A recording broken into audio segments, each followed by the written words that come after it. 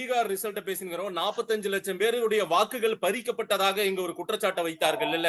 இப்ப 20 லட்சம் பேர் 20 லட்சம் பேர் செத்து போயிட்டாங்க. அதுல இந்த 45 லட்சம் பேர்ல 20 லட்சம் பேர் செத்து போயிட்டாங்க. 17 லட்சம் பேர் இடம் மாறிட்டாங்க. மிச்சம் இருக்கிற ஒரு 6.5 லட்சம் பேர் ஃபேக் என்ட்ரி. இப்ப என்ன செத்தவங்க ஓட்டெல்லாம் வச்சுக்கலாங்கிறீங்களா? மதேஷ் செத்தவங்க இருங்க மதேஷ், செத்தவங்க ஓட்ட வச்சுக்கலாமா? இல்ல செத்தவங்க ஓட்ட வச்சுக்கலான்றீங்களா? தமிழ்நாட்டில் இருக்கிற வடமாநில தொழிலாளர்களுக்கு வாக்குரிமையை பெற்று தந்து பிஜேபி நான் உங்களுக்கு ஓட்டர் ஐடி வாங்கி தரேன் அப்படின்னு சொல்லி அந்த ஓட்டை பறிக்கலாம், அப்படி குழுக்களாக இங்கு வேலை செய்யலாம்னு நீங்க ஒரு முடிவு எடுத்திருக்கிறதா சில தகவல்கள் எல்லாம் சொல்றாங்க சார்.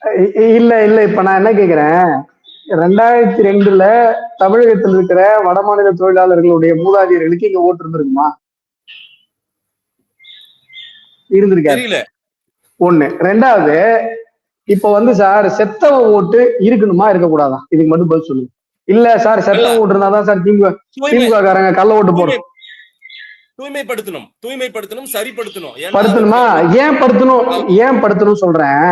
இங்க மெட்ராஸ்ல மதேஷ் 10,000 15,000க்கு சம்பளம் வாங்குற இளைஞர்கள் ஒரு நாள் அந்த ஓட்டு போடுறதுக்காக 1000 ரூபாய் செலவு பண்ணி பஸ்ல ஃபுட்போர்ட்ல அந்த கூட்டத்துல தொங்கிட்டு போய் அவங்களுடைய கிராமத்தை அடைந்து தன்னுடைய பூத்துக்கு போய் ஒரு ஓட்டு போட்டு வராங்க மதேஷ். என்னுடைய ஓட்டுக்கு நான் இவ்வளவு வேல்யூ பண்றேன் அப்படின்னு சொன்னா அந்த ஓட்டுக்கு இந்திய ஜனநாயகம் வேல்யூ பண்ணணும். எனக்கும் ஓட்டு இருக்கு, செத்தவனுக்கும் ஓட்டு இருக்கு அப்படின்னா அப்ப என் ஓட்டுக்கு என்ன மரியாதை? எனக்கு ஓட்டு இருக்கு,